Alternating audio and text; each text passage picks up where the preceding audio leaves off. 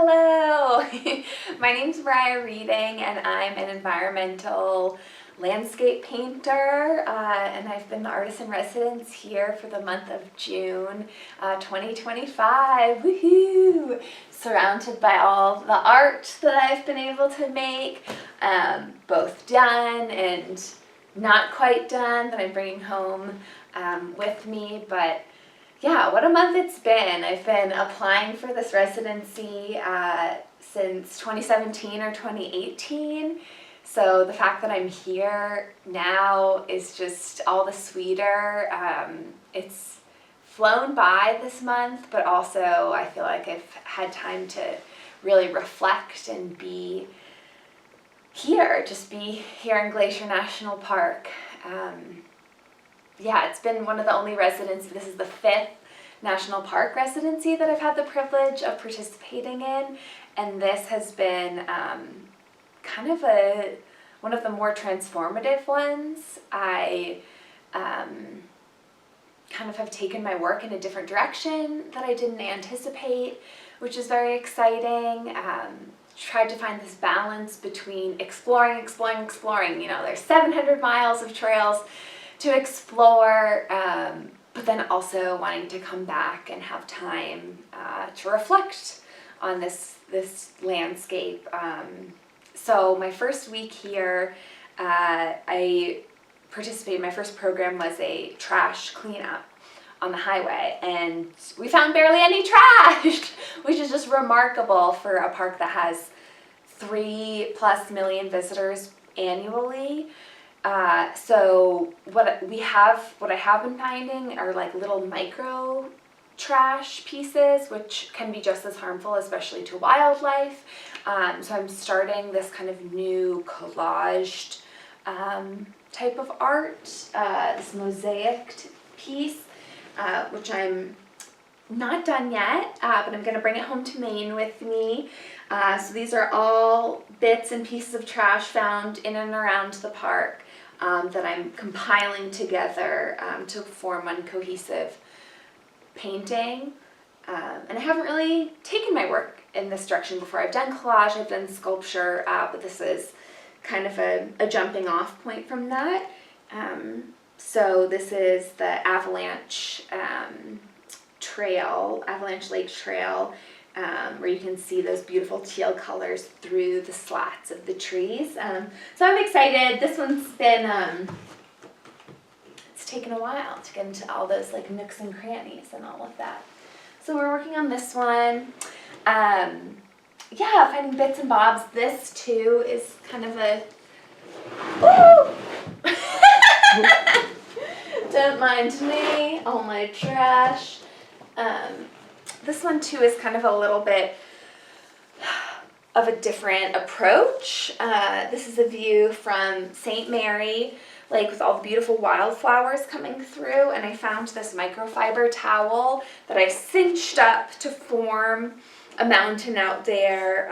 So again, I'm kind of thinking more in a collaged way, which is exciting, very exciting. So I'm excited to return to this piece as well. But as I continued to be here for a couple of weeks, I did start to find larger pieces of trash. So this one that fell down are bike shorts. That's why there's this weird hole in the middle, because it's the legs of the bike shorts. But I found this right after I biked partway up going to the Sun Road, because I was here before it opened all the way to cars.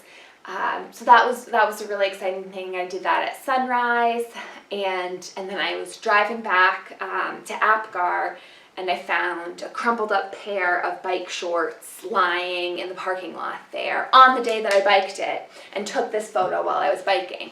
So I was like, I gotta do it. So I had stretcher bars, and I stretched the canvas of the bike shorts around the stretcher bars to form this canvas. So this was a really fun one to complete during my time here. But yeah, I feel very privileged that each of the programs that I gave were in different districts of the park, so I was able to visit every district of the park and see how dynamic, similar, but also very different they all are. Yeah, and I think what I was saying earlier was, of all the parks that I've done a residency for, this one I would go to a new place and be like, oh, I need to do a completely different painting. Like this is so inspirational too. So it was almost hard to choose, and I kind of almost felt hesitant to start painting because I knew that I was going to see something just as beautiful, if not even more beautiful, the next day. So it was hard to commit to things, but I just had to after a while. So then I guess on this side, I was able to do some of my more typical work where I paint on trash and then align it with the horizon so that it blends into the environment. This was another piece that I did initially when I wasn't finding much trash. So I found this shovel in the Goodwill garage of staff housing here. And I thought, what a perfect way to describe the glacial carving of Glacier National Park with a shovel. So I painted all the beautiful red multicolored rocks at the head of Lake McDonald and was able to align that. So I just did that yesterday, which feels really good to kind of have a piece completed and aligned before I leave. It was kind of crunch time this last week. And then I have some of these smaller, more taste bite-sized pieces. This one's on a Kula cloth that I found while I was backpacking with my cousin early in my stay. And then this up top was a Tupperware container that I found the day before I had my program out at the Rising Sun boat dock out at St. Mary. So I painted the Wild Goose Island onto it. Yeah, and I've got a few other paintings, but yeah, these are kind of the majority of what I have. I still don't know what I'm going to donate. I feel like I usually have a good feeling about, oh, this one is what I want to donate, but I don't know. And there are still some pieces that I need to continue working on, but yeah, I just feel very privileged to be here, to be able to see a glacier. You know, the few that remain meant a lot as an environmental artist.